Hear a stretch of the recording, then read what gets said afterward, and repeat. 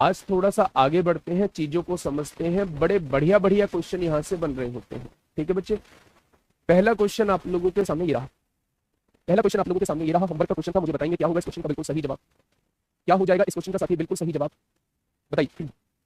Question ने कहा है यदि a अपॉन बी बराबर c अपॉन डी बराबर e upon f is equal to 2/3 है तो उसने इस एक्सप्रेशन की वैल्यू आप लोगों से पूछी है। कुछ नहीं करना था मेरे भाई, कुछ नहीं करना था। डिग्री तो हर जगह समान है, एक ही 2 डिग्री है, यहाँ भी 2 डिग्री है, यहाँ भी 2 डिग्री है, यहाँ भी और यहाँ भी डिग्री हर जगह समान है, तो वैल्यूज पुट कर सकते हैं। a बराबर c है, c बराबर e है, यानी तीनों वैल्यूज को कितना माना है, 2 माना है। b d f की तीनों वैल्यूज को कितना माना है, 3 माना है। तो a c e की जगह आप 2 रख दीजिए, 2 का स्क्वायर 4, 4 दूनी 8 होगा। c का स्क्वायर, c की वैल्यू भी 2 रखनी है, 2 का स्क्वायर 4, 4 तिया 12 होगा। यहाँ भी e की वैल्यू भी 2 रखनी है, 2 का स्क्वायर 4, 4 चौक 16 हो जाएगा। नीचे देखेंगे b d f की वैल्यू 3, 3 का स्क्वायर 9, 9 दूनी 18 होगा, माइनस 3 का स्क्वायर 9 तिया 27 हो जाएगा, और यहाँ 3 का स्क्वायर 9 चौक 36 हो जाएगा। तो ये आपके क्वेश्चन का जवाब हो जाएगा। 16 और 8 24 में से 12 जाएंगे, 12 बचेगा, और 36 और 18 54, 54 में से 27 जाएंगे, 27 बचेगा। यानी अगर मैं यहाँ रेशो आप लोगों से पूछूं तो 3 से हम लोग इसे काट देंगे, 3 चौक 12 होगा, 3 नाम 27 होगा। अब एक बच्चे का सवाल आ रहा है कि अगर डिग्री समान नहीं होती तो कैसे करते। तो मेरे प्यारे दोस्त फिर आप लोगों को उस केस में कैन नॉट डिटरमाइन आंसर लगाना होता, क्योंकि डिग्री समान है तभी हम इन वैल्यूज को पुट कर सकते हैं, और अगर डिग्री समान नहीं है तो इन वैल्यूज को मेरे भाई पुट हम लोग नहीं करेंगे। ठीक है मेरे दोस्त, तो आपने कहा जी बिल्कुल ठीक है। ठीक है, चलिए एक बार इस क्वेश्चन को थोड़ा सा समझिए। यूपीएससी 19 दिसंबर 2017 में आप लोगों से पूछा गया है। 19 दिसंबर 2017 में आप लोगों से मेरे भाई पूछा गया है। क्वेश्चन ने क्या कहा है मेरे प्यारे साथी, क्वेश्चन ने कहा है कि P अपॉन Q का रेशो दिया हुआ है 1/3, Q अपॉन R का रेशो दिया हुआ है 2/1, R बाई S का रेशो दिया हुआ है 1/2, S बाई T का रेशो दिया हुआ है 3/1, और T बाई U का रेशो दिया हुआ है 1/4। और आपसे पूछा है PQR अपॉन STR की पावर 3 पूछा है। PQR अपॉन STR की वैल्यू को 3 पूछा, पावर 3 पूछा है, क्या हो जाएगा। बेटा माइक चेंज कर दूंगा, लेकिन आज की क्लास क्यों छुड़वाना चाह रहे हैं, है ना। आज की क्लास को एडजस्ट कर लो, नहीं तो मजबूरी बस मुझे जो है वो बंद करना पड़ेगा आज। ठीक है, घर से क्लास ले रहा हूँ, घर कोई 10-20 माइक तो रखे नहीं मेरे। चलिए आवाज फुरफुर हो रही है, आज फुरफुर से काम चला है ना, आज फुरफुर से हम लोग काम चलाएंगे। मेरे प्यारे दोस्त यहाँ तो सबकी वैल्यूज अलग अलग है। Q की वैल्यू यहाँ 3 दे रखी है, Q की वैल्यू यहाँ 2 दे रखी है, R की वैल्यू यहाँ 1 है, यहाँ भी 1 है, S की वैल्यू यहाँ 2 है, S की वैल्यू यहाँ 3 है, T की वैल्यू यहाँ 1 है, यहाँ भी 1 है। तो यहाँ पहले हमें रेशो निकालना पड़ेगा, हमें रेशो निकालना पड़ेगा। किसका रेशो निकालना पड़ेगा मेरे भाई, PQRSTU का रेशो निकालना पड़ेगा, PQRSTU का रेशो निकालना पड़ेगा मेरे भाई। हेलो हेलो, चलिए अब देखिए मेरे भाई, हाँ मेरी बात को थोड़ा सा समझिए यहाँ पे, मेरी बात को थोड़ा सा समझिए यहाँ पे। अगर मैं रेशो निकालता हूँ तो इसका रेशो निकालना ही थोड़ा सा मुश्किल हो जाएगा। आपको पी क्यू आर, आपको दिया हुआ है P Q R S T U, ये दिया हुआ है बच्चे, P Q R S T U, ये तो दिया हुआ है। अगर मैं पी क्यू का रेशो पूछूं तो ये क्या हो जाएगा, 1:3 दिया हुआ है, तो यहाँ सारे में 3 हो जाएगा मेरे भाई। अगर पी क्यू का रेशो 1:3 दिया हुआ है तो यहाँ सारे में 3 हो जाएगा बच्चे। ठीक है, अगर क्यू और आर का रेशो 2/1 दिया हुआ है तो इस जगह को तो 2 से भर देंगे, हर जगह 1 हो जाएगा। कोई दिक्कत, तो आपने कहा कोई दिक्कत नहीं है। आर बाई एस के रेशो की बात करूं तो ये 1:2 दिया हुआ है, इसकी जगह की खाली, इसकी जगह जो है ये 2 से भर जाएंगे, और इसकी पहले की जगह 1 से भर जाएंगे। अगर एस अपॉन टी की बात करूं तो ये 3/1 दिया हुआ है, इसको 1 से भर देंगे, ये सारे 3 हो जाएंगे मेरे भाई। अगर टी अपॉन यू की बात करूं तो ये 1/4 दिया हुआ है, ये 1 आ जाएगा, ये 1 आ जाएगा, ये 1 आ जाएगा, ये 1 आ जाएगा। कोई मुश्किल कैलकुलेशन नहीं है, कोई मुश्किल कैलकुलेशन नहीं है मेरे भाई। 1 दूनी 2 एकम 2 तिया 6 एकम 6 हो जाएगा यहाँ पे। 3 दूनी 6 एकम 6 तिया 18 एकम 18 हो जाएगा यहाँ पे। 3 एकम 3 एकम 3 तिया 9 एकम 9 हो जाएगा यहाँ पे। 3 एकम 3 दूनी 6 तिया 18 एकम 18 हो जाएगा यहाँ पे। 3 एकम 3 दूनी 6 हो जाएगा यहाँ पे। 4 दूनी 8 तिया 24 हो जाएगा यहाँ पे मेरे भाई। अब आप यहाँ देखोगे कि 3 से सब कुछ कर सकता है। 3 दूनी 6 होगा, 3 छिंग 18 होगा, 3 तिया 9 होगा, 3 छिंग 18 होगा, 3 दूनी 6 होगा, 3 अट्ठे 24 होगा। क्या सबका रेशो जो है वो ये आ जाएगा, तो आप कहेंगे सबका रेशो ये आ जाएगा। अब उसने कहा है PQR की मल्टीप्लाई करिए, 6 दूनी 12 तिया 36 हो जाएगा। जब PQR की मल्टीप्लाई करेंगे तो 36 हो जाएगा। अपॉन में STR की मल्टीप्लाई करिए, STR यानी 6 तिया 18 दूनी 36 हो जाएगा, ये STU होगा। यहाँ क्वेश्चन में कुछ कहीं गलत लिखा हुआ है, या तो ये STU होगा, PQR अपॉन STU। STU की मल्टीप्लाई करेंगे 6 दूनी 12 12 अट्ठे 96 हो जाएगा मेरे भाई। इसका हम लोगों को क्यूब निकालना है, इसका हम लोगों को क्यूब निकालना है मेरे भाई। तो मेरे भाई अगर मैं यहाँ से देखूं तो मेरे प्यारे दोस्त यहाँ से देखें 12 तिया 36 होता है, 12 अट्ठे 96 होता है, तो 3 का क्यूब कितना हो जाएगा, 27 हो जाएगा, और 8 का क्यूब कितना हो जाएगा, 512 हो जाएगा। तो आंसर क्या हो जाएगा, 27/512 हो जाएगा। कितना हो जाएगा, 27/512 हो जाएगा। तो मेरे प्यारे दोस्त बस इसे यहाँ करेक्ट कर लीजिए, करेक्ट कर लीजिए मेरे भाई। यहाँ जो है वो यू आएगा। मेरे भाई पढ़ाई में मन नहीं लग रहा है, पढ़ाई में मजा नहीं आ रहा है, तो आज माइक का इशू हो गया है मेरे प्यारे दोस्त। मैं चाहकर भी कुछ नहीं कर सकता, ऐसा तो है नहीं घर पे 10-20 स्टूडियो लगे, मैं जाके स्टूडियो में से दूसरा माइक उठा के ले आऊंगा। एक माइक है मेरे प्यारे साथी, बस उसी को लगाया हुआ है। अगर वो दिक्कत कर रहा है तो माइक चेंज हो जाएगा, काहे परेशान हो रहे, बता दो। अगर नहीं चल रही है बंद कर दूंगा भाई, इतना ही कर सकता हूँ। ठीक है, थोड़ा सा एडजस्टमेंट अगर हो सकता है तो कर लो। तो मेरे प्यारे दोस्त आपको ये बात समझ में आ गई कि PQ का रेशो दिया हुआ है, QR का रेशो दिया हुआ है, RS का रेशो दिया हुआ है, ST का रेशो दिया हुआ है, TU का रेशो दिया हुआ है। तो यहाँ से आप लोगों को PQRSTU का रेशो निकालना पड़ेगा, और वो कौन से तरीके से निकालना पड़ेगा, और वो कौन से तरीके से, वो मेरे भाई पड़ोसी नियम से निकालना पड़ेगा। जब आपने पड़ोसी नियम से निकाला तो इन सबका रेशो जो है वो इतना आ चुका है। तो मेरे भाई आपको PQR बटे STU इन तीनों की मल्टीप्लाई करके, बटे में इन तीनों की मल्टीप्लाई करके उसका क्यूब आप लोगों को निकालना है। ठीक है, कोई दिक्कत नहीं है बच्चे, बहुत बढ़िया। नेक्स्ट क्वेश्चन पे आइए, देखिए बड़ा बढ़िया क्वेश्चन दिया हुआ है, ऐसी वैल्यूज दे देता है और वो आपसे पूछ लेता है। मैंने शुरू के दो क्वेश्चन जो है वो मेरे प्यारे दोस्त मैंने आपके यूपीएससी के कराए। अब मेरे प्यारे दोस्त और थोड़े से पेचीदे क्वेश्चन आपके सामने होंगे, थोड़ा सा देखिएगा। मैंने कहा यह क्वेश्चन में देखिएगा बच्चे, बात को थोड़ा सा समझिएगा। अगर मैं आप लोग ये कहूं कि ABCD का रेशियो यहाँ डायरेक्टली दिया हुआ है, √4 √3 √2 √1। √4 का मतलब 2 होता है, √3 का मतलब √3 होता है, √2 का मतलब √2 होता है, और √1 का मतलब 1 होता है। क्या ये रेशियो आप लोगों को दिया हुआ है? अगर सब कुछ चारों का रेशियो एक साथ दिया हुआ है तो कुछ दिक्कत ही नहीं है मेरे भाई, इसे डायरेक्ट निकाल देंगे। डिग्री भी हर जगह समान है, डिग्री भी हर जगह समान है मेरे भाई। तो मेरे भाई -a², 2 का स्क्वायर -4 होगा, प्लस b² 3 होगा, प्लस c² 2 होगा, प्लस d² 1 होगा, a² 4 होगा, -b² 3 होगा, c² 2 होगा, -d² 1 होगा। 3 और एक 4 प्लस का है, -4 कट जाएगा, ऊपर 2 बचेगा मेरे भाई। आपने कहा -3 -1 -4 से +4 कट जाएगा, नीचे भी 2 बचेगा, यानी इसकी वैल्यू कितनी आ जाएगी, इसकी वैल्यू जो है वो 1 आ जाएगी। ऑप्शन नंबर ए हो जाएगा, ऑप्शन नंबर ए हो जाएगा। ठीक है बच्चे, यहां तक कोई समस्या? आपने कहा जी यहां तक कोई समस्या नहीं है। ए रेशो बी दिया हो, ए रेशो सी दिया है, तो एबीसी कैसे निकालेंगे बेटा? ए रेशो बी दिया है तो उस वैल्यू को यहां रख देंगे, मान लो 1 2 दिया है। ए रेशो सी दिया है तो सी को इस बार इधर लिखेंगे, मान लो वो 2 रेशो 3 दिया है, तो ये जगह खाली है पड़ोसी से भर दो, ये जगह खाली है पड़ोसी से भर दो, 2 दूनी 4 आएगा, 2 एकम 2 आएगा, 3 एकम 3 आ जाएगा। तो अगर एबीसी का रेशो पूछा जाता है तो 2 4 3 होगा। ठीक है, ये ए की वैल्यू आ चुकी है, ये बी की वैल्यू, ये सी की वैल्यू। ठीक है, बहुत बढ़िया, बहुत शानदार। नेक्स्ट क्वेश्चन की तरफ चलते हैं मेरे प्यारे साथी। नेक्स्ट क्वेश्चन क्या दिया हुआ है थोड़ा सा समझिएगा, जानिएगा और मुझे बताइए कि क्या होगा इस क्वेश्चन का बिल्कुल सही जवाब। 20 - 4 कैसे हुआ? 20 कहाँ लिखा है मेरे भाई? आप देखिए √4 का स्क्वायर 2 होता है, तो यहाँ उसने 2 का स्क्वायर पूछा है तो 4 हो जाएगा। √3 का स्क्वायर 3 हो जाएगा, √2 का स्क्वायर 2 हो जाएगा, और यहाँ √1 का स्क्वायर 1 हो जाएगा, फिर √2 का स्क्वायर 4 हो जाएगा, √3 का स्क्वायर 3 हो जाएगा, √2 का स्क्वायर 2 हो जाएगा, और √1 का स्क्वायर 1 हो जाएगा। ठीक है, जिसका मान पूछा गया है उसकी डिग्री देखनी होती है, जिसका मान पूछा गया है उसकी डिग्री हमें पहले देखनी होती है बच्चे। देखिएगा सर, स्क्वायर करने पर बेटा ये माइनस जो है वो अलग लगा हुआ है, पहले इसका स्क्वायर करना पड़ेगा, जब माइनस लगाना पड़ेगा। अगर ये ऐसे होता -a का स्क्वायर होता तब ये 2a का होता मेरे भाई, तब ये 2a का होता। अगर मैं आपसे ये कहूं कि ये माइनस नहीं, माइनस पहले लगा हुआ है, इसका मतलब ये होल के ऊपर स्क्वायर नहीं, होल स्क्वायर नहीं है, केवल a का स्क्वायर है, केवल a का स्क्वायर है जी। ठीक है, आगे आइए। क्वेश्चन ने क्या कहा है? क्वेश्चन ने क्या कहा है? m/n दिया हुआ है, m/n दिया हुआ है 1/2 और p/q दिया हुआ है 3/4। आपसे पूछा है 2m + 4p, 2m + 4p और n + 3q, n + 3q। Degree तो समान है मेरे भाई, अगर डिग्री समान है तो इन वैल्यूज को ले सकते हैं। m की वैल्यू को 1 ले सकते हैं, 2 की गुणा 1 में होगी 2 हो जाएगा, p की वैल्यू को 3 ले सकते हैं, 4 की गुणा 3 में होगी 12 हो जाएगा, n की वैल्यू को 2 ले सकते हैं और q की वैल्यू को 4 दिया 12 हो जाएगा। यहाँ भी रेशो 1 आ जाएगा, यहाँ भी रेशो 1 आ जाएगा मेरे भाई। तो अगर डिग्री समान है तो हमें कुछ भी सोचने की जरूरत नहीं, यहाँ थोड़ा सा टाइप चेंज होगा। और इस क्वेश्चन को करने के मेरे भाई मैं 2 तरीके आप लोगों को बताने वाला हूँ। वो 2 तरीके कौन से होंगे, थोड़ा सा ध्यान से सुनो। आपको कुछ नजर आ रहा है क्या? जब मैंने आप लोगों की रेशो की शुरुआत की थी तो मैंने आप लोगों को एक कॉन्सेप्ट बताया था जिसका नाम था कंपोनेंडो एंड डिविडेंडो, यानी योगांतरानुपात बताया था।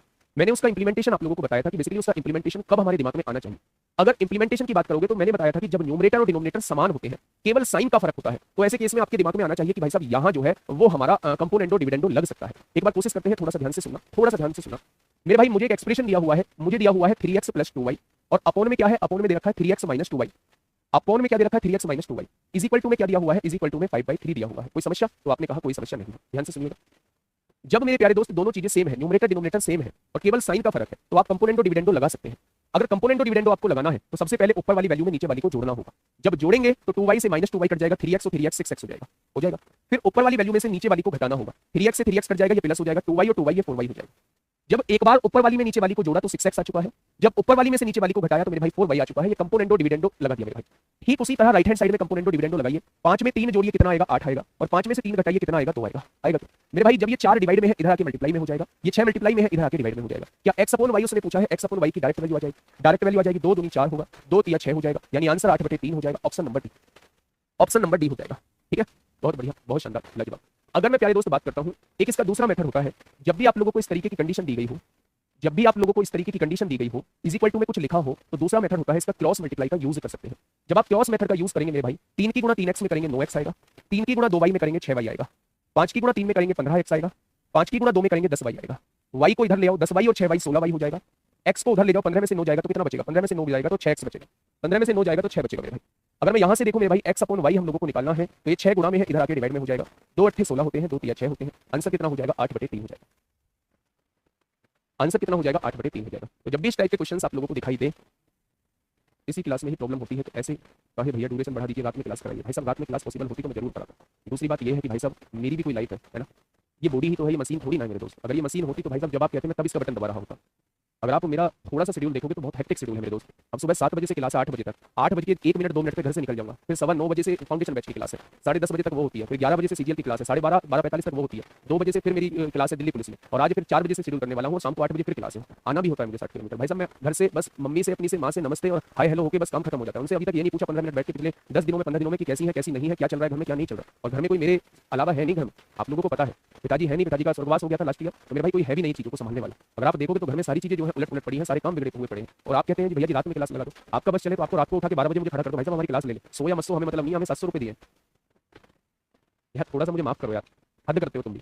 मुझे भी टेंशन है आप लोगों की, कोर्स खत्म भी टाइम पे होगा, सिलेबस भी टाइम पे होगा, प्रैक्टिस भी टाइम पे होगी, सब कुछ टाइम पे होगा, पेपर का कुछ आता पता है अभी नहीं आता पता है, तो चीजों को चलने दो ना प्रॉपर। और आपको पहला बैच मिल गया होगा, जिस बच्चे ने दूसरा लिया, अगर आपको जल्दी है तो पहले बैच से कर लो, लेकिन चीजों को बिगाड़ने की कोशिश मत करो मेरे भाई। ठीक है, मेरी आदत है कमेंट्स को पढ़ने की, बस इस चीज का तुम फायदा उठाते। चलिए, ये दोनों मेथड मैंने आपको बता दिए हैं। अब आप मुझे इसका बताइए फटाफट क्या होगा इस क्वेश्चन का बिल्कुल सही जवाब, क्या हो जाएगा इस क्वेश्चन का बिल्कुल सही जवाब। a - b, a + b आप लोगों को दिया हुआ है, A minus B A plus B आप लोगों को दिया हुआ है, A minus B ratio A plus B आप लोगों को दिया हुआ है, और आप लोगों से A square minus B square ratio A square plus B square पूछना चाह रहा है। ठीक है, थोड़ा सा ध्यान से सुनिएगा। फिर से वही कहानी, अगर आप देखोगे मेरे प्यारे साथी, ये a माइनस बी लिखा हुआ है, ये a प्लस बी लिखा हुआ है। अगर मैं आप लोगों से ये कहता हूं कि न्यूमरेटर और डिनोमिनेटर साइन से को छोड़ दें तो दोनों सेम है, तो कंपोनेंट और डिविडेंड लगा सकते हैं मेरे भाई। अगर मैं कंपोनेंट और डिविडेंड लगाऊंगा तो सबसे पहले मेरे भाई इसमें इसे जोड़िए, जब जोड़ेंगे तो b से b कट जाएगा, ऊपर 2a आ जाएगा। इसमें से इसे घटाइए, घटाएंगे तो माइनस a से माइनस a कट जाएगा, माइनस b और माइनस b माइनस 2b हो जाएगा। पहले इसमें जोड़िए, 1 और 5 6 होंगे, और एक में से 5 जाएगा तो माइनस 4 होंगे, माइनस से माइनस कट गया, 2 से 2 कट गया, या a की वैल्यू 3 आ जाएगी और b की वैल्यू 2 आ जाएगी। क्या सभी बच्चों का a की वैल्यू 3 आ चुकी है और b की वैल्यू 2 आ चुकी है? तो आप कहेंगे सभी बच्चों का a की वैल्यू 3 आ चुकी है, b की वैल्यू 2 आ चुकी है। मेरे प्यारे दोस्त, इस चीज को आप लोग क्रॉस मेथड से भी ला सकते थे। अब आप मुझे ये बताइए, a की जगह 3 रखिए, 3 का स्क्वायर 9 होगा, माइनस b की जगह 2 का स्क्वायर 4, 3 का स्क्वायर 9, b की स्क्वायर 2 का स्क्वायर 4, 9 में से 4 गया 5 बचेगा, 9 और 4 कितना होता है? 13 होता है। यानी क्वेश्चन का जवाब क्या हो जाएगा? 5/13 हो जाएगा। क्वेश्चन का जवाब क्या हो जाएगा? 5/13 हो जाएगा। तो इस टाइप के क्वेश्चन कर लेंगे आप, जहां सीएनडी या क्रॉस मेथड लगाना होगा। बहुत बढ़िया। नेक्स्ट क्वेश्चन की तरफ चलते हैं मेरे भाई। ये एक बढ़िया कॉन्सेप्ट है जो आपसे यूपीएससी में पूछा गया है, और ये कॉन्सेप्ट जो है वो टाइम एंड वर्क में भी आप लोगों का यूज होता है। पूरे टाइम एंड वर्क में भी ये कॉन्सेप्ट जो है वो यूज होता है। इस कॉन्सेप्ट को थोड़ा सा समझने की कोशिश करेंगे। मैं आपके सामने पहले गिवन चीजें लिखता हूं और फिर मैं बताता हूं आपके दिमाग में कैसे चीजें आएंगी कि ये करना है। देखना ध्यान से मेरे दोस्त, यहाँ रेशो आप लोगों को दिया हुआ है कि a upon b plus c का रेशो आप लोगों को दिया हुआ है। वो रेशो कितना दिया हुआ है? वो रेशो जो है 1/3 दिया हुआ है। हम सिंपलेस्ट फॉर्म में ले आएंगे, 1/3 दिया हुआ है। ठीक है, यहाँ अगर आप लोग देखेंगे तो c upon a plus b आप लोगों को दिया हुआ है, और अगर मैं उसकी बात करूँ तो वो कितना दिया हुआ है? इसे काटेंगे 5 से कटेगा, 2 से कटेगा 5 बार, ये 7 बार कटेगा। यानी ये वैल्यू जो है वो 5 7 दी हुई है। कोई दिक्कत? तो आपने कहा जी कोई दिक्कत नहीं है बेटा जी, कंपोनेंडो डिविडेंडो लगाना है पुनीत कुमार मेरे भाई। एक बार इस पूरे में जोड़ना होता है, इस पूरे को जब इस जोड़ेंगे दोनों को जोड़ेंगे, माइनस बी से प्लस बी कट जाएगा, ए और ए 2 आ जाएगा। एक बार इसमें से इसे घटाना होता है, जब घटाएंगे माइनस ए से प्लस ए कट जाएगा, लेकिन माइनस बी और माइनस बी जोड़ के माइनस 2b हो जाएगा। ठीक वही कार्यक्रम हमें इधर करना होता है। आप पहली 2 क्लास लीजिए ना, आप पहली 2 क्लास लीजिए ना मेरे भाई, आपको उसमें समझ में आएगा कंपोनेंटो डिविडेंडो। ठीक है, अब देखिए मेरे प्यारे दोस्त, बात को थोड़ा सा समझिए। ये आपके सामने दिया हुआ था, कुछ भी अच्छा नहीं लग रहा था, कुछ भी देखने में सही नहीं लग रहा था। क्या पूछा है वो बाद की बात है। सबसे पहले मैं यहाँ ये चीज देखता हूँ मेरे भाई, नजरे बोर्ड पे जमाना, कि अगर मैं इन दोनों जगह देखूं तो कौन से 3 वेरिएबल को यूज किया गया है। तो आपने कहा जी इनको a b और c, 3 वेरिएबल a b और c, 3 वेरिएबल को यूज किया गया है। अगर उन 3 वेरिएबल की वैल्यू को जोड़ता हूं तो यहां जोड़ के कितना आता है? उन 3 वेरिएबल का सम, तो आप कहेंगे 4 आता है। 1 और 3 4 है। यहां पूछूं मैं आपसे, यहां कौन से 3 वेरिएबल यूज किए गए हैं? तो आप कहेंगे यहां भी वही 3 वेरिएबल यूज किए गए हैं जो ऊपर किए गए, तो यहां भी जोड़ के समान आना चाहिए। जब वही वेरिएबल यहां यूज किए गए हैं तो यहां भी जोड़ के समान आना चाहिए। लेकिन यहां जोड़ के कितना आ गया? यहां जोड़ के 12। जब वही 3 वेरिएबल ऊपर किए गए थे तो उनका जोड़ जो है वो 4 आया था। वही 3 वेरिएबल को नीचे देखा गया तो उनका जोड़ 12 आया था। ये कैसे पॉसिबल है भाई? वेरिएबल अगर सेम है तो उनका जोड़ भी तो समान होना चाहिए, उनका सम भी तो समान होना चाहिए। तो मेरे प्यारे दोस्त, इसे समान करने के लिए यहाँ 3 की गुणा कर दो। अब ये दोनों समान हो चुके हैं। ठीक है, 3 की गुणा यहाँ करेंगे, 3 एकम 3 हो जाएगा, 3 तिया 9 हो जाएगा। अब उन तीनों वेरिएबल को यहाँ जोड़ोगे, यहाँ भी 12 आएगा, यहाँ भी 12 आएगा। अब समान हो चुका है, समान हो चुका है तो भैया क्वेश्चन खत्म। ये a की वैल्यू होती है, ये c की वैल्यू होती है मेरे भाई। टोटल वैल्यू 12 आ रही थी, a की वैल्यू 3 है आप लोगों की, c की वैल्यू 5 है, दोनों को जोड़ के 8 बैठ रहा है, तो बच्चा कितना? 12 में से 8 गया तो b की वैल्यू 4 आ जाएगी। b की वैल्यू कितनी आ जाएगी? b की वैल्यू 4 आ जाएगी। अब क्वेश्चन ने आपसे पूछा भैया जी इसका रेशो बता दीजिए, तो b कितना दिया हुआ है? 4 दिया हुआ है, और a प्लस c को जोड़ना है, 5 और 3 8 हो जाएगा। तो मेरे भाई रेशो कितना आएगा? रेशो जो है वो 1 2 आ जाएगा। Option number C is the correct answer. Option number C इस क्वेश्चन का सही बिल्कुल सही जवाब हो जाएगा। क्या हो जाएगा? ऑप्शन नंबर सी इस क्वेश्चन का बिल्कुल सही जवाब हो जाएगा।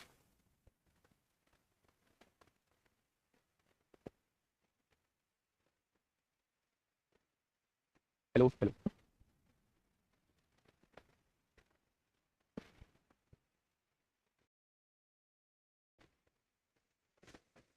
हाँ फिर से समझा देता हूँ, मेरी बात को थोड़ा सा ध्यान से समझना है आप लोगों को। आपने एक चीज देखी बच्चे, इसको आपने लिखा a upon b plus c जो दिया हुआ है वो 1/3 दिया हुआ है, c upon a plus b जो दिया हुआ है वो 5/7 दिया हुआ है। ठीक है बच्चे, अगर मैं यहां से पूछूं आप लोगों से कि यहां पे कौन से 3 वेरिएबल यूज हो रहे हैं तो आप कहेंगे a b c। मैं पूछूं इन तीनों को जोड़ के कितना आएगा, तो आप इधर तीनों को जोड़ देंगे, 3 और 1 4 आ जाएगा। मैंने कहा यहां पे कौन से 3 वेरिएबल यूज हो रहे हैं, आपने कहा a b और c। मैंने कहा इनको जोड़ के क्या होगा? इनको जोड़ के 12 आएगा। मैंने आपसे एक छोटा सा सवाल पूछा, मैंने आपसे कहा कि अगर a b और c को जोड़ के 12 आ रहा है तो कहीं भी आप a और b और c रख दो, हर जगह जोड़ के 12 आना चाहिए। तो मेरे प्यारे दोस्त, इसे 12 बनाने के लिए 3 की गुणा कर दो। 3 की गुणा का मतलब है 3 की गुणा यहां कर दीजिए, 3 की गुणा यहां कर दीजिए। a की वैल्यू 3 हो चुकी है, c की वैल्यू 5 हो चुकी है। टोटल वैल्यू तीनों को जोड़ के 12 आ रही है, जिसमें a जो है वो 3 हो चुका है, a के सामने a की वैल्यू, c के सामने c की वैल्यू, तो दोनों को जोड़ के 8 हो चुका है। अगर 12 में से इस 8 को घटा देंगे तो बची कुछ वैल्यू b की आ जाएगी, वो 4 आ जाएगी बच्चे। ठीक है, बहुत बढ़िया। तो मेरे प्यारे दोस्त, उसने आपसे ये पूछा है b की वैल्यू रखिए 4 होगी, और अपॉन में a प्लस c रखिए 8 हो जाएगी, 1/2 हो जाएगा। बताइए इस क्वेश्चन का जवाब क्या होगा? क्या हो जाएगा इस क्वेश्चन का बिल्कुल सही जवाब? नेक्स्ट क्वेश्चन आपके सामने है, एक बढ़िया क्वेश्चन है मेरे प्यारे साथी। बताइए क्या कहना चाह रहा है क्वेश्चन। देखिए आपको दिया हुआ है a upon a minus B, कितना दिया हुआ है? आपने कहा जी हमें दिया हुआ है 3/2। एक आपको दिया हुआ है c upon c minus B, ये कितना दिया हुआ है आप लोगों को? 4/3 दिया हुआ। अगर मैं पुराना कॉन्सेप्ट लगाऊं अपना, अगर पुराना कॉन्सेप्ट लगाऊं तो मेरे प्यारे दोस्त यहाँ तो 3 वेरिएबल नहीं बैठ रहे हैं, यहाँ भी 3 वेरिएबल नहीं बैठ रहे हैं। तो इस केस में क्या करेंगे? इस केस में क्या करेंगे मेरे भाई? एक कह रहा है सर मैम टेक केयर नहीं करती है। मैम टेक केयर करती है, मैम ही सारा कुछ करती है, तभी आपको पढ़ा पा रहा हूँ। मैम ही सब कुछ करती है तभी आपको पढ़ा पा रहा हूँ, और मैम बाहर के काम थोड़ी ना कर देगी, जो काम मेरे हैं उन्हें थोड़ी ना करेगी मैम। आई मेरे प्यारे दोस्त अब हम लोग यहाँ से क्या कर सकते हैं भाई, मेरे तो दिमाग में कुछ आ नहीं रहा। यहाँ पे तीन वेरिएबल भी नहीं है, यहाँ पे न्यूमरेटर डिनोमिनेटर सेम भी नहीं है, जो कंपोनेंट और डिविडेंड लगाऊं। अब क्या कर सकता हूँ, मैंने कहा एक रास्ता बचता है, अब क्रॉस मल्टीप्लाई करके देख लो। 2 की मल्टीप्लाई ए में हो जाएगी 2a हो जाएगा, बराबर में 3 की मल्टीप्लाई ए में हो जाएगी 3a हो जाएगा, 3 की मल्टीप्लाई बी में हो जाएगा 3b हो जाएगा क्या? अब ये 3b इधर आ जाएगा मेरे भाई, प्लस हो जाएगा, ये उधर जाएगा 3a में से 2a जाएगा, a आ जाएगा, ये b इधर मल्टीप्लाई में है, इधर आके डिवाइड में हो जाएगा क्या? a अपॉन b की वैल्यू 3/1 आ जाएगी, आपने कहा बिल्कुल आ जाएगी। ठीक उसी तरह मेरे भाई यहाँ क्रॉस मल्टीप्लाई करो, 3 की मल्टीप्लाई सी में करेंगे 3c हो जाएगा, 4 की मल्टीप्लाई सी में करेंगे 4c हो जाएगा, माइनस 4 की मल्टीप्लाई बी में करेंगे 4b हो जाएगा बच्चे, माइनस 4b इधर आके प्लस 4b हो जाएगा, 4c में से 3c जाएगा, केवल c बचेगा मेरे भाई। ये b इधर मल्टीप्लाई में है, इधर आके डिवाइड में हो जाएगा, या c अपॉन b की वैल्यू 4/1 हो जाएगी। अब आप ये देखिए रेशो निकाल सकते हैं, यहाँ निकाल सकते हैं रेशो मेरे भाई, ए बी सी का रेशो निकाल सकते हैं बच्चे। अगर ए और बी का रेशो पूछूंगा तो 3:1 हो जाएगा, और बी और सी का रेशो पूछूंगा तो 1/4 हो जाएगा। मैंने कल भी बताया था अगर ये वैल्यू समान है तो आपको पड़ोसी नियम लगाने की जरूरत नहीं है, आप डायरेक्ट लिख दीजिए 3 1 4। यानी कि मेरे भाई ए की वैल्यू 3 आ चुकी है, बी की वैल्यू 1 आ चुकी है, सी की वैल्यू 4 आ चुकी है। ए की वैल्यू कितनी आ चुकी है 3 आ चुकी है, बी की वैल्यू 1 आ चुकी है, सी की वैल्यू 4 आ चुकी है, बी की वैल्यू 1 आ चुकी है। 3 में से 1 जाएगा 2 बचेगा, 4 में से 1 जाएगा 3 बचेगा, आंसर डी ऑप्शन हो जाएगा। आंसर कौन सा हो जाएगा? आंसर जो है वो डी ऑप्शन हो जाएगा। क्या ये बात समझ में आई भाई? फर्जी क्वेश्चन मत किया करो, है ना। मैम को दिखा दो आपकी लव मैरिज हुई है, आपकी अरेंज मैरिज हुई है, कहीं कोई मतलब है इनका दरोगा से, कहीं 2 स्टार में कहीं हेल्प करेंगे नहीं करेंगे, तो मैं कोई भी ऐसी चीज नहीं करता जो 2 स्टार में हेल्प ना करे। भाई साहब थोड़ा सा अलग किस्म का व्यक्ति हूँ, अलग किस्म का आपका भाई है, तो थोड़ा सा उसे बने रहने दो, है ना। ये बात समझ में आई मेरे प्यारे दोस्त? सारे नियम कायदे कानून फेल हो गए थे यहाँ, ना तो यहाँ कंपोनेंट और डिविडेंड लग रहा था मेरे भाई, ना यहाँ वेरिएबल वाले कॉन्सेप्ट से हो रहा था कि तीनों वेरिएबल मौजूद हो। तो फिर हमने क्या बेहतर समझा? हमने क्रॉस मल्टीप्लाई करना बेहतर समझा। हमने क्रॉस मल्टीप्लाई करना क्या समझा? हमने क्रॉस मल्टीप्लाई करना इस क्वेश्चन को बेहतर समझा। जस्ट मैंने 2 की मल्टीप्लाई ए में करी 2a हो गया, 3 की मल्टीप्लाई ए में करेंगे 3a होगा, माइनस 3 की मल्टीप्लाई बी में करेंगे 3b हो जाएगा। ये इधर आ जाएगा, ये उधर जाएगा, तो 3a में से 2a जाएगा, a बचेगा। यहाँ से b हटाइए, यहाँ b ले जाइए, तो a अपॉन b की वैल्यू 3/1 हो जाएगी। ठीक मेरे प्यारे दोस्त, वही काम हमें यहाँ करना है, वही काम हमने यहाँ किया, तो c अपॉन b की वैल्यू आ गई। ठीक है ठीक है, एबीसी की वैल्यू आपने निकाल ली, तो यहाँ से 2-3 इस क्वेश्चन का जवाब आ गया। आगे बढ़िएगा, देखना भाई साहब, अब आपको खुद समझ में आ जाएगा कि मैं आपसे क्या पूछना चाह रहा हूँ और आपको कौन सा मेथड लगाना है मेरे भाई। देखिए मेरी बात को थोड़ा सा समझने की कोशिश करना, बस लिखा देख के आप लोग पहचान कर लोगे कि इस केस में हम लोग क्या कर सकते हैं। आपको एक रेशो दिया हुआ है, ये वाला, इसकी वैल्यू दी हुई है 17/3। आपको एक रेशो दिया हुआ है, ये वाला, इसकी वैल्यू कितनी दी हुई है? इसकी वैल्यू दी हुई है 3/3। आपको एक रेशो दिया हुआ है, एक रेशो दिया हुआ है ये वाला, a + b + d + d/c, और इसकी वैल्यू दी हुई है 3/3। ये 3 रेशो आप लोगों को दिए हुए हैं। अब आप मुझे बताइए कि इसमें कौन सा मेथड आपके दिमाग में आ रहा है, इसमें कौन सा मेथड आप लोगों के दिमाग में आ रहा है? ये जो चीज मैंने आपके सामने लिखी, तो आप कहेंगे जी इसमें तो हमें चारों वेरिएबल हर एक्सप्रेशन में मौजूद दिखाई दे रहे हैं, चारों वेरिएबल जो है वो हर एक्सप्रेशन में मौजूद दिखाई दे रहे हैं। कैसे भाई साहब? अच्छा यहाँ अगर मैं देखूं तो यहाँ हम लोग कोई अपनी तरफ से वैल्यू पुट कर सकते हैं क्या? मेरे प्यारे दोस्त ध्यान से सुनना, इसे हम वैल्यू पुटिंग से भी कर सकते हैं। एक दिमाग में आपके ये भी होना चाहिए कि हम लोग वैल्यू पुटिंग से भी कर सकते हैं, खुद से वैल्यू पुट कर सकते हैं, खुद से वैल्यू पुट कर सकते हैं। बस इक्वेशन हम लोगों की सेटिस्फाई होनी चाहिए भाई। जैसे मेरे दिमाग में आया मुझे यहाँ 3 ही पुट करना है, ए की वैल्यू को 3 पुट करना है। अब मुझे नीचे 2 लाना है, तो ए की वैल्यू को तो मैंने 3 माना है, 2 तब आएगा जब बी की वैल्यू 1 हो। ए की वैल्यू कितनी है? 3 है। अब ए में से क्या घटाया जाए कि नीचे 2 आ जाए? तो आप कहेंगे 1 घटाया जाए, यानी ए की वैल्यू 3 मान चुके हो, बी की वैल्यू 1 मान चुके हो, बी की वैल्यू 1 मान चुके हो मेरे भाई।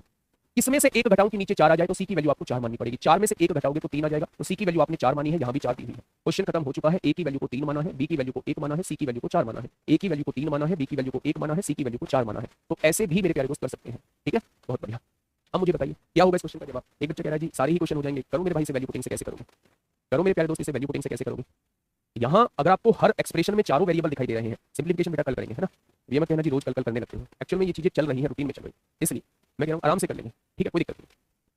अगर मैं आप लोगों से ये पूछता हूँ यहाँ चारों वेरिएबल मौजूद है, चारों वेरिएबल का योग कितना बैठ रहा है? आप कहेंगे 20। यहाँ भी वही चारों वेरिएबल मौजूद है, ABCD, यहाँ भी 20 बैठना चाहिए लेकिन यहाँ 4 बैठ रहा है। यहाँ भी वो चारों वेरिएबल मौजूद है, 20 बैठना चाहिए लेकिन यहाँ 5 बैठ रहा है। तो हमें सेम करना पड़ेगा, यहाँ 5 की गुणा करनी पड़ेगी, यहाँ 4 की गुणा, तभी तो 20 होगा। तो 5 की गुणा कर दीजिए, योग पर 15 हो जाएगा, नीचे देखेंगे 5 हो जाएगा। 4 की गुणा कर दीजिए, ऊपर 12 हो जाएगा, नीचे देखेंगे 8 हो जाएगा। यानी चारों का योग जो है वो 20 आ रहा है। अच्छा डी की वैल्यू कितनी है? यहाँ लिख दीजिए, डी की वैल्यू जो है वो मेरे भाई 3 है। अच्छा बी की वैल्यू आपने कितनी निकाली है? बी की वैल्यू जो है वो 5 है मेरे भाई। सी की वैल्यू कितनी निकाली है आपने? तो आप कहेंगे 8 है। 8 और 5 13 और 3 16 हो गया, 20 में से 16 हो चुका है, तो बचा कितना? 4 बचा। तो ए की वैल्यू कितनी हो जाएगी? 4 हो जाएगी मेरे भाई। तो मेरे प्यारे दोस्त अब आप क्या कहेंगे? BCD को जोड़ना है, BCD को जोड़ना है, 8 5 13 3 16, 4 से डिवाइड करना है, तो आंसर क्या हो जाएगा? 4/1 हो जाएगा। आंसर क्या हो जाएगा? 4/1 हो जाएगा। ठीक है मेरे प्यारे दोस्त, नेक्स्ट क्वेश्चन आपके सामने है, नेक्स्ट क्वेश्चन आपके सामने है, फटाफट मुझे बताइएगा क्या होगा इस क्वेश्चन का बिल्कुल सही जवाब। नेक्स्ट क्वेश्चन आपके सामने है, फटाफट मुझे बताइएगा क्या होगा इस क्वेश्चन का बिल्कुल सही जवाब। एक बहुत बेहतरीन सा क्वेश्चन आपके सामने है, एक बहुत बेहतरीन सा क्वेश्चन आपके सामने है, जल्दी से मुझे बता दीजिए क्या होगा इस क्वेश्चन का सही बिल्कुल सही जवाब। बताइए क्या हो जाएगा इस क्वेश्चन का बिल्कुल सही जवाब। करें एक बार मेरे प्यारे दोस्त, मुझे कुछ दिमाग में नहीं आ रहा है, मेरे कुछ समझ में नहीं आ रहा है। मुझे यहाँ दिया हुआ है 2ab - b² अपॉन में यहाँ दिया हुआ है 6a² - ab, और इन दोनों का रेशो दिया हुआ है 1/6। एक ही इक्वेशन दी है और मुझसे पूछा है a + b ratio a - b कितना होगा, वो आप लोगों को मुझे बतानी है, वो आप लोगों को मुझे बतानी है भाई। ठीक है, तो थोड़ा सा एक बार फिर समझने की कोशिश करेंगे चीजों पे, मतलब मैं उस लेवल तक आपको लेके जा रहा हूँ जहां आपको सोचने पर मजबूर हो जाएंगे भाई साहब ऐसे क्वेश्चन होता है। ठीक है, आपने कहा जी मैं तो क्रॉस मल्टीप्लाई, मेरे पास ऑप्शन बचता है, डी की वैल्यू 3 कैसे आई? डी की वैल्यू 3 कैसे आई बेटा? डी के सामने 3 लिखा है इसलिए डी की वैल्यू 3 आई। बी के सामने 5 लिखा है इसलिए बी की वैल्यू 5 आई। सी के सामने 8 लिखा है इसलिए सी की वैल्यू 8 आई। चारों की वैल्यू हमने हर जगह 20 की है। 20 में से 8 और 5 13 और 3 16 कवर हो चुका है, तो 4 ही तो बचा होगा, बचा हुआ ए की वैल्यू आ जाएगी। ऐसे आइए क्रॉस मल्टीप्लाई करो, 6 दूनी कितना हो जाएगा 12 ए बी हो जाएगा, माइनस 6 की गुणा बी स्क्वायर में करेंगे 6 बी स्क्वायर हो जाएगा, इधर इसकी गुणा करेंगे 6 ए स्क्वायर होगा, माइनस ए बी हो जाएगा। कोई दिक्कत? तो आप कहेंगे कोई दिक्कत नहीं। इस सारे को उठा के इधर ले आओ, 6 ए स्क्वायर प्लस प्लस का 12 ए बी इधर आएगा, माइनस का 12 A B, minus 12 A B और 1 ए बी माइनस का 13 ए बी हो जाएगा। ये माइनस का 6 बी स्क्वायर इधर आके प्लस का 6 बी स्क्वायर हो जाएगा, इज इक्वल टू 0 हो जाएगा, इज इक्वल टू 0 हो जाएगा। अब मुझे ये बताइएगा कि यहां आप क्वाड्रेटिक इक्वेशन लगा सकते हैं? आप कहेंगे बिल्कुल लगा सकते हैं, तो लगाइए क्वाड्रेटिक इक्वेशन। बीच वाली संख्या को आपको तोड़ना होगा और इस तरीके से तोड़ना होगा कि जोड़ के तो 13 आ जाए, जोड़ के घटा के, और गुणा करके जो है वो 36 आ जाएगा। तो आपने कहा -9 A B minus 4 A B, और दोनों को जोड़ेंगे -13 ए बी आएगा और गुणा करेंगे तो 36 ए स्क्वायर बी स्क्वायर आ जाएगा। आपने कहा जी मैं तो यहाँ से 3 ए कॉमन ले सकता हूँ, तो यहाँ क्या बचेगा 2 ए बचेगा, यहाँ क्या बचेगा 3 बी बचेगा। मैंने कहा यहाँ से -2 बी कॉमन लिया जा सकता है, -2 बी कॉमन लेंगे तो यहाँ क्या बचेगा 2 ए बचेगा, -3 बी बचेगा।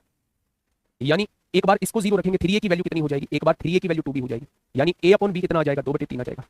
और एक बार इसे 0 रखेंगे तो 2a की वैल्यू 3b के बराबर हो जाएगी, तो यहां से अपॉन b कितना आ जाएगा 3/2 आ जाएगा। ये दोनों इसकी वैल्यू सेटिस्फाई करेंगे, ये दोनों वैल्यू सेटिस्फाई करेंगे। अब दोनों से वैल्यू निकाल दीजिए, a प्लस b दोनों को जोड़ेंगे 5 आएगा, a माइनस b 2 में से 3 घटाएंगे -1 आएगा, एक वैल्यू तो -5 आएगी।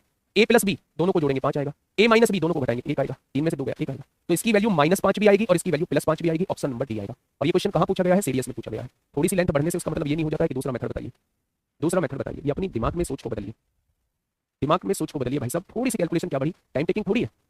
अब थोड़ा सा सोचिए क्या समझ नहीं आया इसमें, मुझे ये बताइए कि ये समझ नहीं आया, कौन सी ऐसी छोटी चीज थी जो आपके समझ में नहीं आई है।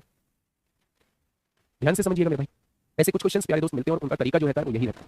अगर मैं यहाँ से चीजों को देखूं तो या तो फिर आप वैल्यू रख के देख लीजिए, जो भी वैल्यू रखे मतलब सेटिस्फाई करना चाहिए। मेरे तो दिमाग में एकदम से वैल्यू नहीं आ रही, समझिए। अगर ये कंडीशन आपको दी हुई थी, ये वो है जो गिवन है, यहाँ से मैंने चीजें समझाने के लिए लिखी है, इसमें से भी आप 1-2 स्टेप कम कर दो, फैक्टर डायरेक्ट लिख दोगे। दोबारा से समझिए, 6 की गुणा 2 में करेंगे 12 ए बी, -6 की गुणा b में करेंगे स्क्वायर में करेंगे 6 बी स्क्वायर, 1 की गुणा 6 ए में स्क्वायर में करेंगे 6 ए स्क्वायर माइनस ए बी आ जाएगा। यहाँ तक कोई दिक्कत नहीं। अब आप देखिए इसको उधर उठा के ले जाइए, सारे को प्लस का 12 ए बी है उधर जाएगा, माइनस का 12 ए बी हो जाएगा, 6 ए स्क्वायर पहले से था, माइनस ए बी में -12 ए बी को जोड़ेंगे -13 ए बी हो जाएगा, ये -6 बी स्क्वायर उधर ले जाएंगे +6 बी स्क्वायर हो जाएगा, इधर जो है वो 0 बच जाएगा, कोई दिक्कत नहीं। ये आपके सामने क्वाड्रेटिक इक्वेशन है।